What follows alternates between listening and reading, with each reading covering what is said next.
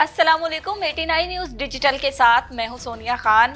हम बात करेंगे पिंकी की। पिछले 10 दिनों से आपने देखा कि सोशल मीडिया के हर प्लेटफॉर्म पर चल रही है जी पिंकी। जैसे ही पिंकी को गिरफ्तार किया गया तो उसके बाद बहुत सारे किस्से, बहुत सारी कहानियां खुलकर सामने आने लगी। जब सारी चीज़ें तफ्तीश की गई तो एक बड़ा अहम किरदार सामने आया और ये अहम किरदार था साबिक इंस्पेक्टर राना अकरम। साबिक इंस्पेक्टर राना अकरम जो था वो पिंकी का साबका शौहर था और इसके सारे मकरू धंधे में मुलव्विस था। बहुत सारी चीज़ें जब खुल के सामने आई।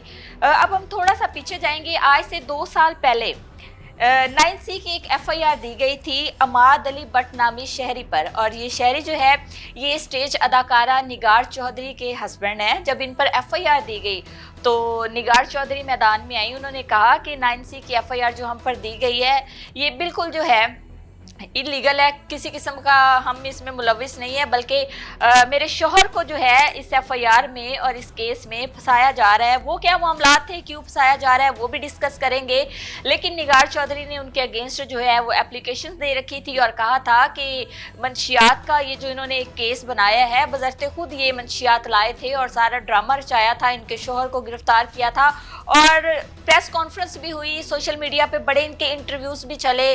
तब किसी ने उस तरह से कोई एक्शन नहीं लिया। एक्शन लिया या नहीं ये भी डिस्कस करेंगे। लेकिन अब 2 साल बाद ये कहानी इस वक्त खुल के सामने आई है जब पिंकी को गिरफ्तार किया गया। पिंकी को गिरफ्तार करने से सब इंस्पेक्टर राना अकरम एक दफ़ा फिर से खबरों की जीनत बन चुके हैं।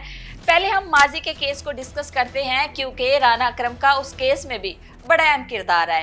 निगार चौधरी हमारे साथ इस वक्त मौजूद हैं। अस्सलाम वालेकुम। वालेकुम सलाम। कैसी हैं आप? अल्हम्दुलिल्लाह, ऑल्सो गुड एंड यू। और बताएं, सब खैरियत है? घर में केस वेस कैसे चल रहे हैं? भाग रहे हैं पर उनका पता कोई नहीं चल रहा किधर जा रहे हैं। आज से 2 साल पहले भी आपने बड़ी प्रेस कॉन्फ्रेंस की, उसके अलावा देखा गया डिफरेंट जगह पे आपने इंटरव्यूज दिए। क्या बना उस केस का? उस केस का तो अल्हम्दुलिल्लाह जो काफ़ी फैसले जो थे वो मेरे हक में हुए। लेकिन उस टाइम भी मेरा एक ही जो जिसके लिए मैंने 2 साल पहले आवाज़ उठाई थी, लेकिन अल्लाह का शुक्र है 2 साल के बाद लोगों को पता चल गया कि ये जो वाक़या हुआ था ये जेन्युइन वाक़या था और इसके पीछे जो हुआ है वो अब सबको नज़र आ रहा है। उस टाइम जो मेरे हस्बैंड के ऊपर एक FIR होती है 7वें महीने की 5 तारीख को 2024 में। वो FIR जो थी वो मंशियात की थी जो फेक दी गई। घर से मेरे सामान लेके जाते हैं, वादत कॉलोनी का उसके ऊपर पर्चा बनाते हैं, उसके बाद एक वीडियो बनाते हैं जिसको जो बाहर से सामान लेके आते हैं उसको वो वीडियो के लिए हमें नहीं दिखा रहे वो सामान, वीडियो में बना के कह रहे हैं बीबी बता ये तेरे घर से निकला है ना, बीबी ये बता तेरे घर से निकला है ना। अब मुझे पता ही नहीं कि वो क्या कह रहे हैं, तो मैं कह रही हूँ ये कपड़ों वाला बैग है, नहीं ये मंशियात है, ये देखो वो एक वीडियो चली थी उस टाइम। आप वो इन्होंने वो वीडियो बड़ी वायरल भी हुई थी ना। हाँ जी, क्योंकि उसमें छोटे-छोटे पैकेट्स भी थे, एक बड़ा सा बैग था। आपने देखा होगा वो बैग भी वैसे ही खोल रहे हैं। वो सिर्फ उस टाइम वो हमने मंजर आम पे लगवाने के लिए प्रेस कॉन्फ्रेंस की। पहले प्रेस कॉन्फ्रेंस मैंने प्रेस क्लब में की, दूसरी फिर मैंने अपने घर पे रखवाई कि वो वाली जो भी वीडियो बनी है वो भी मुझे ऐसे पता चलता है कि एक DIG साहब हैं हमारे, वो जाते हैं CCP कमियाना साहब के पास, मैं भी उधर ही थी। उन्होंने एक वीडियो दिखाई ना कि सर ये देखिए ये वाली वीडियो है और ये जेन्युइन केस है, इनके घर से मंशियात निकली है, बरामद हुई है। अच्छा, CCP कमियाना साहब ने उससे पहले मेरी इंक्वायरी कर दी। उसके अंदर मुझे कुछ सामान कलेक्ट करवाया जिसमें 4 पासपोर्ट, 2 मोबाइल, 2 से 3 तोले सोना, इतना वापस करवा दिया। जो मैंने आपके घर से कुछ चीजें भी उठाई गई थी? मेरे घर से तकरीबन 60 से 70 लाख का मालियत का सामान लेके गए। ओहो, क्या क्या था उसमें से मेरी कुछ एक रोलेक्स वॉच थी, उसके बाद कुछ और जो करेंसी होती है गैर मुल्की करेंसी, हाँ जी वो थी, उस डॉलर्स थे, यूरो थे, कुछ जिस कंट्री में हम लोग जाके परफॉर्म, यानी कि जो उनके हाथ लगा वो ले। और उसके बाद फिर कुछ 10 तोले गोल्ड था। फिर उसके बाद ऐसी चीज़ें थी मतलब जो ना कि 60 से 70 लाख का हमने उस टाइम एस्टिमेट लगा के वो सारी एप्लीकेशन के अंदर मैं आपको सेंड कर दूंगी। अच्छा, वो वाली CCP कमियाना साहब ने विदिन 7 डेज उसकी इंक्वायरी करवाई। SSP ताहिर साहब ने उसकी इंक्वायरी अपने अंडर कर रख के करवाई। वो इंक्वायरी मेरे हक में हो गई, उसमें राना अकरम गिल्टी हुआ, उसमें मुझे सामान मिला। हमने कहा कि हमें इसका सामान ज़्यादा जो दूसरा सामान है वो भी चाहिए, ये तो मतलब वो जो सामान दिया है ये तो उसके हिसाब से कुछ भी नहीं है। एक तो हमारे साथ ज्यादती हुई, मेरे हस्बैंड को इन्होंने जेल करवा दी, 15 साल की सजा भी करवा दी, और 3 महीने के अंदर अंदर 3 महीने के अंदर अंदर मतलब पकड़ा भी जाता है, जेल भी जाया जाता है, फिर सजा भी हो जाती है। मतलब इतनी जल्दी तो कोई आज तक केस फास्ट नहीं देखा मैंने। फिर उसके बाद जो था ना, मैंने कहा सर मेरा मुतालबा ये है, जो वो केस है ना, वो केस उसके घर वाले देखें, उसकी फैमिली देखे, पर मेरा मुतालबा ये है कि मुझे मेरा सामान वापस किया जाए। एनी हो, वहाँ से बात चलते चलते पता चलता है जी राना अकरम जो है ना, इसने मुझे, ये तब की बात है जब मैं प्रेस कॉन्फ्रेंस नहीं की थी, ये मैं आपको तब की बात बता रही हूँ। राना अकरम मुझे मिलता है तो मुझे कहता है कि निगार मैं ना, मेरे साथ तुम डील करो, मैं तुम्हारे हस्बैंड को विदिन 1 मंथ बाहर निकाल दूंगा। मैंने कहा जी ठीक है, कर लेते हैं भाई, मेरा मकसद तो ये था मेरा सामान वापस मिल जाए या मेरा हस्बैंड बाहर आ जाए, दोनों में से कम मेरी ज़िंदगी तक थोड़ी सी सुकून में आए। मुझे कहता जी 50 लाख रुपया दे दो मुझे और 2 नाइटें मेरे साथ स्पेंड करो। अच्छा, तो मैं आपके हस्बैंड को विदिन 1 मंथ वापस निकलवा दूंगा। मैंने इनको बोला कि भी ऐसा करे कि मुझे तो आपकी बात पे ट्रस्ट नहीं। 2 नाइटों की पहले बात नहीं बोली थी, 2 नाइटों की बात इसने बाद में बोली जब मैंने प्रेस कॉन्फ्रेंस की। मैंने इनको बोला मेरे हस्बैंड से मेरी फिजिकली मुलाकात करवाएं तो मैं तब मानूंगी कि आप ये काम कर सकते हैं।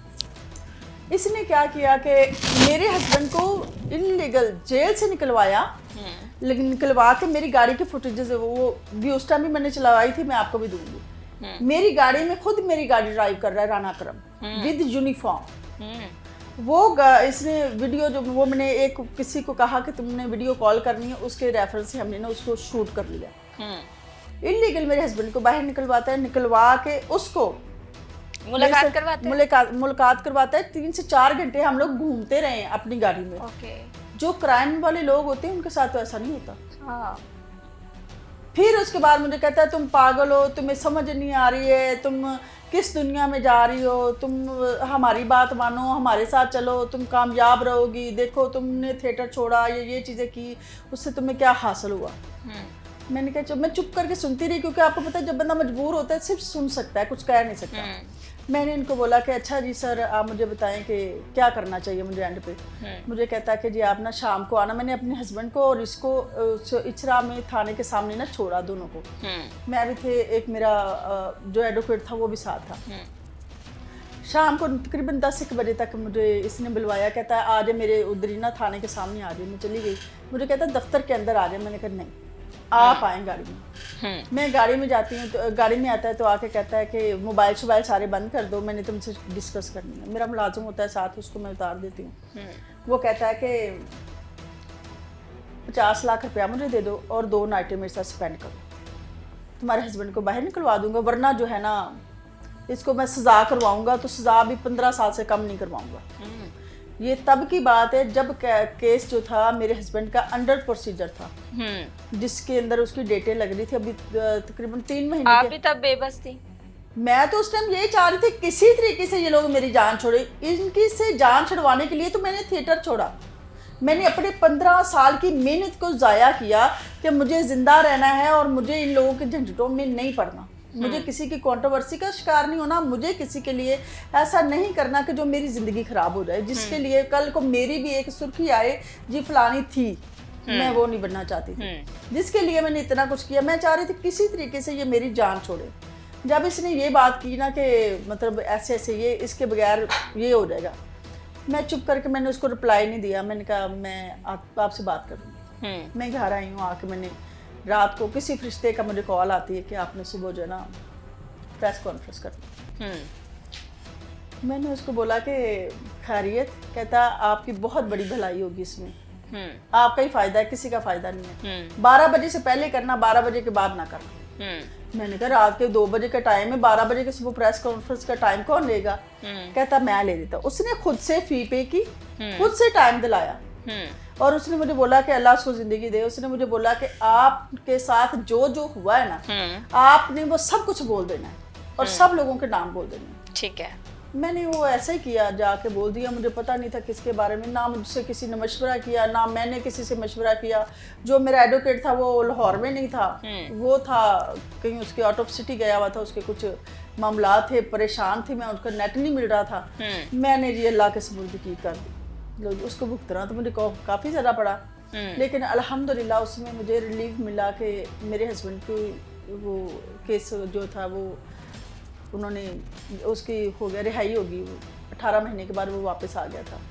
कहाँ 10-11 किलो, नीचे वाला जज था उसने 10 किलो रिमूव कर दिया केस में से, ऊपर गए उसने 50 ग्राम के ऊपर एक दे के ना सजा, तो उसमें 18 महीने की 50 ग्राम के ऊपर होती है। उसने बोला था केस सारा फेक है, लेकिन ये है कि हमारी मजबूरी कि कल को कोई भी बात हो जाती, कोई भी चीज़ें होती है जो सही नहीं होती, लिहाजा 18 महीने में मतलब समझो कि 2 महीने रह गए थे, 16 महीने हो गए थे हमें धक्के खाते हुए। अच्छा, 16 में आपके शोहर अरेस्ट रहे हैं? जी अरेस्ट रहे। अच्छा। फिर उसके बाद जो था ना, मैंने वो उन्होंने बता दिया कि भी आपके हस्बैंड बरी हैं 2 महीने के बाद। अल्लाह पाक की रहमत हुई, वो हो गया। जो मेरी एप्लीकेशन थी ना, जो मेरा पहले दिन का रोना था, वो आज भी चल रहा है। सिर्फ एक वजह से, एक एसपी ने एक एसपी साहब ने फेक इंक्वायरी की, जो कि सीसीपीओ की इंक्वायरी को रद्द करते हुए, जिसमें मुझे सामान मिला, जिसके अंदर सीसीपीओ साहब ने इंक्वायरी करवाई, एसएसपी ताहिर साहब ने इंक्वायरी अपनी अंडर करवा के, जिसमें से सारी चीज़ें प्रूव की, रानी अकरम को गिल्टी किया, वो सब झूठ कर दिया उस एसपी साहब ने रानी अकरम के कहने पे। ना मुझे इस इंक्वायरी में बुलवाया गया, ना मुझे उस इंक्वायरी का पता है, ना ही आज तक मेरे से कुछ डिस्कस हुई। और आज जो ना वो जब जज साहब ऑर्डर करने लगे हैं पर्चे के, उस टाइम उसके आगे इंक्वायरी रखी जाती है, जी ये रुक जाएं, ये वाली इंक्वायरी जो है ये सच है। जो पहली इंक्वायरी थी जो उनके सीनियर ने की, वो झूठ करके, क्योंकि उनका उस टाइम जिसको बोलते हैं ना, किसी का तेल भी ना जले और किसी का पेशाब भी जले, ये उस टाइम यही मिसाल हमारे पे बैठी थी। जी उस टाइम हमारी कुछ किसी ने नहीं सुनी, हमने चीख के बोला। और आज 2 साल बाद वो केस खुल के सामने आ गए।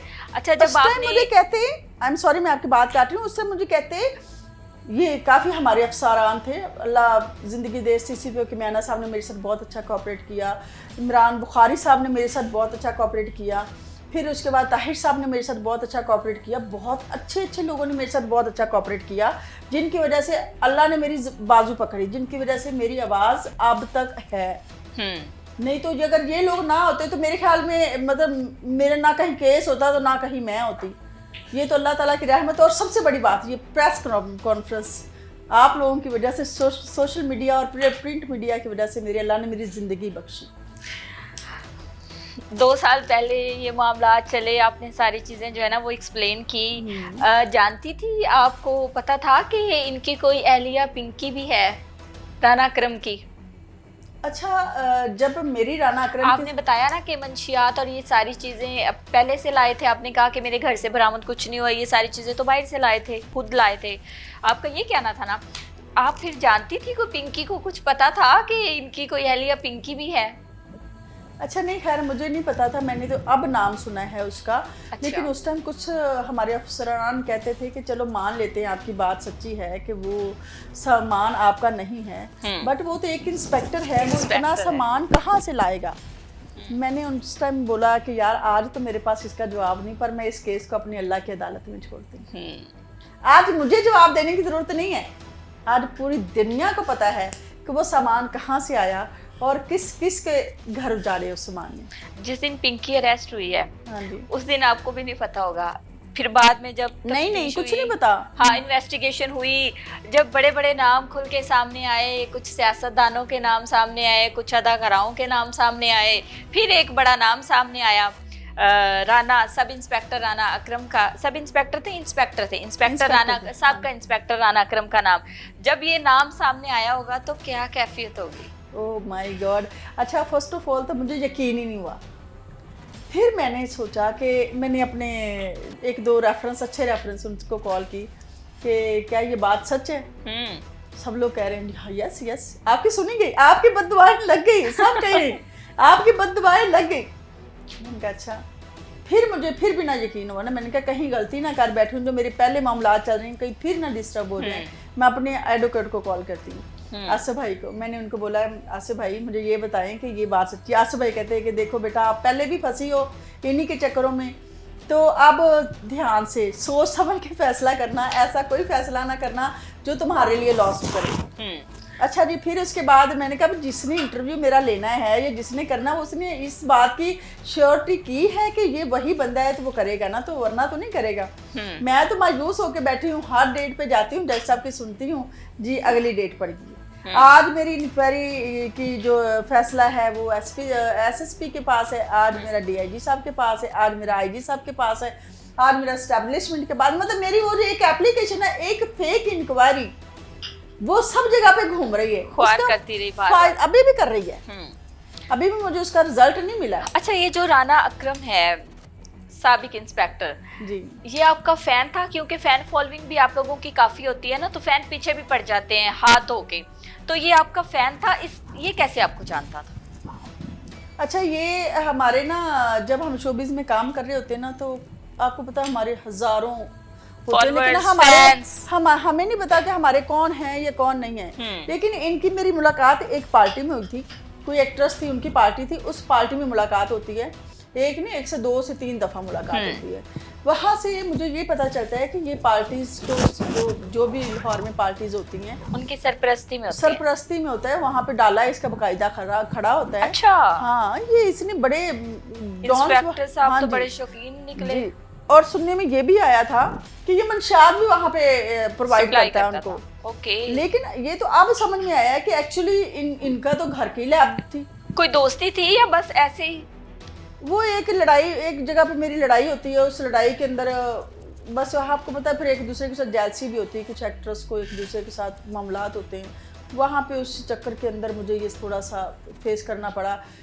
मुझे लगा कि मेरी जो इस शादी को ख़राब करने के लिए ये सारा सिनेरियो हुआ है, ये मेरे किसी एक्स हस्बैंड ने कर दिया है, तो मतलब जो ना मेरी शादी ख़राब हो रही है। मुझे तो ये भी नहीं पता था कि ये मंशियात का पर्चा देंगे। ये तो जब पर्चा हो गया तब पता चला कि एक्चुअली जो सारी चीज़ें चल रही हैं वो सिर्फ और सिर्फ मुझे फंसाने के लिए, और मेरे उससे पहले मुझे कुछ हिंक आ रहे थे कि तुम अपने इस हस्बैंड से ना डिवोर्स ले लो और तुम अपनी जिंदगी में वापस मूव हो जाओ। अमाद अली भट्ट से जी डिवोर्स ले लें। मैंने कहा भाई मुझे अल्लाह पाक ने इतना अच्छा इंसान दिया है, इतना अच्छा हस्बैंड दिया है, कोऑपरेटिव है, हर जगह पे मुझे सपोर्ट करता है। उसने कभी मेरी मतलब ऐसे होता है ना एप्पल के झपकने वाली भी बात होती है कि मेरी ख्वाहिश ऐसे भी नहीं कि वो आज तक भी अल्लाह उसको ज़िंदगी दे कि मैंने ऐसे सोचा तो वो उसने मुझे अता किया अल्लाह पाक के बाद। तो मेरे लिए तो वो सब कुछ है। आपको पता है एक औरत को तो हफ़्ज़ और हर ख्वाहिश पूरी हो वही चाहिए होता है, मर्द से और क्या चाहिए होता है। तो मैं अल्हम्दुलिल्लाह अपनी लाइफ में और टू मच खुश हूँ, अल्लाह का शुक्र है। कितने साल हो गए थिएटर छोड़े हुए? 5 साल हो गए। 5 साल, 15 साल का अरसा दिया आपने। थिएटर छोड़ने की वजह शादी थी? नहीं, ब्लैकमेलिंग फ्रॉम मुझे शूट करवाने की कोशिश की गई, मेरे पीछे शूटर लगाए गए, मेरे लिए बहुत से रास्ते तंग किए गए। मैंने कहा मेरा भी कहीं दूसरी एक्ट्रेस जैसा हालात ना हो जाएं।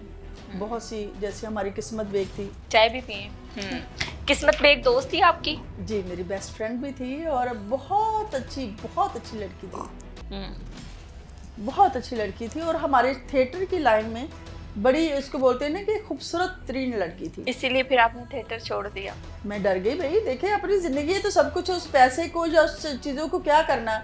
देखो उसका भी तो पीछे इतना बड़ा मसला हुआ, इतनी सारी चीज़ें हुई, उनके घर वालों ने 50-60 लाख रुपए लेके, तो वो आज कहीं भी जिक्र नहीं होता। उसकी कब्र पे फूल डालने भी कोई नहीं जाता। यही तो चीज़ें होती हैं। मैंने तो इन चीज़ों से डरते हुए सब कुछ छोड़ा। मैंने 15 साल की मेहनत को, जब मेरा खाने का टाइम था, जब मेरा कमाने का टाइम था, तब मैंने छोड़ा, क्योंकि मैं नहीं चाहती थी कि मैं नाई मौत क्योंकि बाज़ दफ़ा ऐसे होता है ना कि थिएटर में शादी हो जाती है, अगर शादी बहुत रेयर होता है ना, बहुत कम चांसेस होते हैं कि आपको कोई अच्छा इंसान मिल जाए, वरना दोस्तियां तो होती हैं, मुलाकातें होती हैं, और शादियां बहुत कम लोग करते हैं। ऐसे ही है, आप तो इस फील्ड से, जाहिर सी बात है आपको पता होगा कि शादियां बहुत कम, वो कहते हैं ना लांदा हर कोई तो नहीं पांदा कोई, वो बात है ना। तो बाज़ दफ़ा फिर ये होता है, एक शर्त होती है, बहुत सारी अदाकाराओं को हमने देखा माजी की, उन्होंने छोड़ दिया थिएटर। क्या वजह थी? कि शादी की वजह से उन्होंने थिएटर छोड़ दिया। तो मुझे लगा शायद ये इशू था। नहीं, लेकिन शादी मैंने 2023 में की है।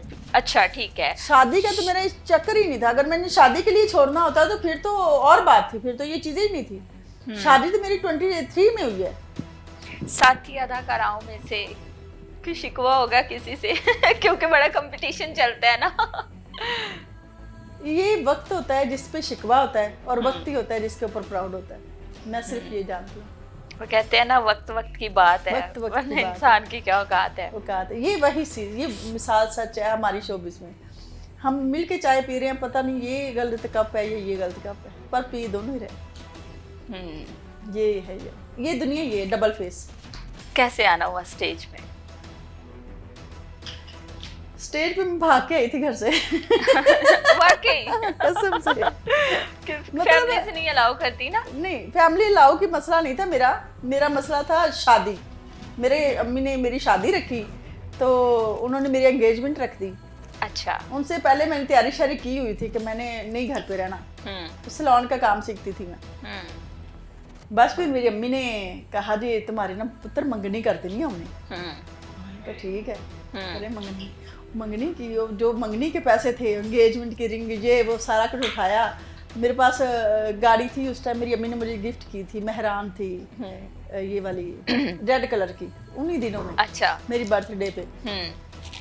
तो मैं घर से भाग गई। घर से अपना पिलो भी ले लिया, अपना ब्लैंकेट भी ले। अच्छा। बेसिकली कहाँ से हैं आप? मैं बेसिकली जो हमारा गांव है वो रायविंड के साथ है, कोट राधा किशन। अच्छा, कोट राधा किशन वो कसूर के साथ लगता है। तो फिर आप वहाँ से लाहौर आई? जी, फिर तो पहले भी मेरी पैदाइश लाहौर की है, लेकिन हमारा बाई गांव जो है वो उधर है। फील्ड में कैसे आना हुआ? फील्ड में फिर जब मैं घर से भागी तो मैं उससे पहले मॉडलिंग शोज वगैरह, मतलब मीन्स के जो थे ना, सैलून पे काम करती थी, फोटो शूट वगैरह ये वो, उसमें मैं पड़ गई हुई थी। लेकिन मेरे घर वाले हैं प्रॉपर वो अहले हदीस मजहबी, मेरी अम्मी खास तौर पे। ओके। उन्होंने मुझे अलाउ नहीं करना था, तो ऊपर से मेरी ये शादी वाला मसला हो गया। कोई 1 से 1.5 साल मेरी अम्मी ने नहीं बुलाया था मुझे, तब तक मैं वारा हो गई थी। अच्छा। फिर इधर आके रहती रही? हाँ, फिर मेरे इधर घर था मेरी कजन का। स्टेज पे फिर कैसे, किसने इंट्रोड्यूस पहले करवाया? तो मेरा स्टेज था नहीं, जो मेरा स्टार्ट था वो स्टेज नहीं था, मॉडलिंग से था। मेरा स्टार्ट जो था फोटोशूट से था। ओके। फोटोशूट के बाद मॉडलिंग के बाद टीवी से फिल्म के बाद थिएटर पे आई। अच्छा। मतलब ये जो था ना मेरा स्ट्रगल ये चलता ही रहा। फिर जब मैं थिएटर पे आई, थिएटर के आपके ऊपर आके, क्योंकि थिएटर का जो होता है ना आपका रिजल्ट ऑन द स्पॉट होता है, मतलब आपको 2 घंटे के अंदर ही हर चीज का पता चल जाता है कि आप नेगेटिव हो या पॉजिटिव हो। हाँ, लाइक कौन करता है, डिसलाइक कौन करता है। अच्छा, इसमें कंपटीशन भी बहुत है ना, बहुत सारी साथी फनकारा जो हैं, जाहिर सी बात है आपने तो काम किया हुआ है, तो लेग पुलिंग भी बड़ी होती है और कंपटीशन बड़ा टफ रहा है। और जिस दौर में आपने काम किया तब तो थिएटर की और ही बात थी। 2011 तब तो बड़ी बड़ी डांसिंग क्वीन हुआ करती थी ना। अच्छा कुदरती बात है, हमने ना कंपटीशन में काम किया, होता ही कंपटीशन में काम। मेरी जो टीम थी वो ये सारी यही स्टार्स थी मैडम। कौन कौन थी आपके साथी अदाकाराओं में से? मेरी साथी अदाकारों में थी दीदार साहिबा थी, दीदार नरगिस की जी सिस्टर, उसके बाद खुशबू थी, फिर उसके बाद ये जितनी भी उस टाइम की निदा चौधरी हो गई, ये सब मेरी मतलब जो थी ना सीनियर थी। तो मैं इनके अंदर, मुझे कभी पहला गाना मिलता होता था, कभी लास्ट वाला गाना मिलता होता था, तो कभी नहीं भी मिलता होता था, ये भी सीन रहा। कभी मेरी ड्रेसिंग अच्छी होनी तो उसकी वजह से मेरी एंट्री बंद हो जानी। अच्छा। कंपटीशन में हम मतलब एक बंदी ने 1000 का पहना है तो मैंने सोचना मैंने 5000 का पहना है तो मैंने जाना है। ये सारे सिनेरियो होते थे, बट ऐसी चीजें चलती रही। प्रोड्यूसर हजरात की भी डिमांड्स होती हैं, मैंने सुना है। अच्छा, जिन प्रोड्यूसर्स के साथ हमने काम किया ना, वहाँ पे काम की ज्यादा रिक्वायरमेंट थी। अब तकरीबन बहुत गंदा वक्त आ गया, अब तो बात ही दूसरी नहीं होती। पहले प्रोड्यूसर थे, पहले जिनके बेटे प्रोड्यूसर थे ना, उनके माँ बाप एक्टर थे, उनके घर से ये काम निकला था। जैसे अली रजा है, उनकी मदर थी वो नहीद खानम, उनका मेरा सबसे ज़्यादा अली रजा के साथ, अरशद चौधरी के साथ मेरी टीम ये रही है, जो आज भी हमारे पाकिस्तान के सबसे 1 नंबर प्रोड्यूसर है। फिर उसके बाद मैंने विक्की साहब की टीम में काम किया, नसीम विक्की साहब की टीम में काम किया, क्योंकि वो मेरे सीनियर उस्ताद भी हैं। मतलब मैं उनको मानती हूँ कि मुझे काम नहीं आता था, उनकी वजह से मैंने बहुत काम किया था। वो मेरे लिए बहुत रिस्पेक्टेबल है, मैं उनकी बहुत इज्जत करती हूँ। साथी अदाकाराओं में से ज़्यादा सबसे दोस्ती किससे थी? उसी से जिसे लड़ाई है। दुश्मन न करे दोस्त ने वो काम किया है। अच्छा, सीखा किससे था, किसको फॉलो करती थी? जाहिर सी बात है ना, हम भी एक दूसरे को देख रहे होते हैं, कौन अच्छा काम कर रहा है, किसको फॉलो करती थी? आपकी फेवरेट कौन थी? अच्छा, मेरी फेवरेट भी वही थी। मैं बताऊं, मेरी भी वही है। अब मेरी आज भी देखिए, वही है। इस टॉपिक पे हम कुछ नहीं कह सकते ना, ये तो बात आज भी करते हैं, मुनाफिकत तो हमें है नहीं। अब देखते हैं कि लोगों को पता चलता है कि नहीं वही कौन है। कमेंट्स में जरूर बताइए कि हम किसके बारे में बात कर रहे हैं। और झगड़ा किससे रहता था? अच्छा, शोबिज़ में ना, लड़कियों में लड़कों में कभी किसी से लड़ाई नहीं मेरी, हमेशा से ना प्रोड्यूसरों के साथ ही होती। अच्छा। मतलब हमारे जितने भी एक्टर काम करते थे ना, आज तक कोई रिकॉर्ड नहीं है मेरा कि मैंने कभी किसी के साथ ऊंची आवाज में भी बात की हो। सीनियर है तो इज्जत करो, जूनियर है तो उससे रिस्पेक्ट करवाओ, क्योंकि आपकी खुद के हाथ में होता है। तो मेरा यही रहा। क्या कहेंगी पिंकी के बारे में और इंस्पेक्टर राना अकरम के बारे में, क्या कहना चाहेंगी? मैं अब ये कहना 2 चाहती साल हूँ, पहले जो पेशगोई की गई थी वो दुरुस्त साबित हुई। हाँ, वो पेशेंट को थोड़ी सी लेट हो गई, पर हो गई। हाँ, हो गई। वो इसी जिंदगी तो में कहते गई। हैं ना, देर आए दुरुस्त आए। वो इसी जिंदगी में हो गई, वरना जिंदगियां खत्म हो जाती हैं तो लोगों को हिस्ट्री का पता चलता है। बिल्कुल ऐसे ही है। क्या कहना चाहेंगी? मैं अब ये कहना चाहूँगी अपने जो इस टाइम हमारी सीएम साहिबा हैं उनसे, और जो इस टाइम हमारे बड़े ओहदेदार अच्छे पुलिस वाले जो हैं उनसे, रानी अकरम के लिए करनी है। जो मेरा इस टाइम मुद्दा है, मेरा इस टाइम केस भी चल रहा है जज साहब के पास, आज भी मेरी डेट थी, उन्होंने अंडर प्रोसीजर मेरा केस रखा हुआ है। मेरी सीएम साहबा से स्पेशल रिक्वेस्ट है, मरियम नवाज साहबा से, कि मेरे केस को देखा जाए। जो मेरे हस्बैंड का नाम है केस के अंदर, उसको रिमूव किया जाए, क्योंकि उसके ऊपर एक बहुत बड़ा धब्बा है। ये सब प्रूव्ड हो गया कि वो फेक थी, वो एफआईआर फेक थी। उसके बाद ये जो मुनाजर सामने आए हैं, इससे ये भी पता चल गया जी, वो जो मंशियात इन्होंने मेरे घर पे रख के वीडियो बना के वापस लेके गए थे, वो कहाँ से आई थी, वो भी मंजे आ रहे हैं, आम पे हर चीज़ आ गई है। अब मेरी रिक्वेस्ट है अपने अदलिया से और अपने जो इस टाइम हुक्मरान हैं उनसे, इनको सख्त से सख्त सज़ा दी जाए, इनको इबरत का निशान बनाया जाए, ताकि नेक्स्ट जो हैं ऐसा कोई कुछ ना करे।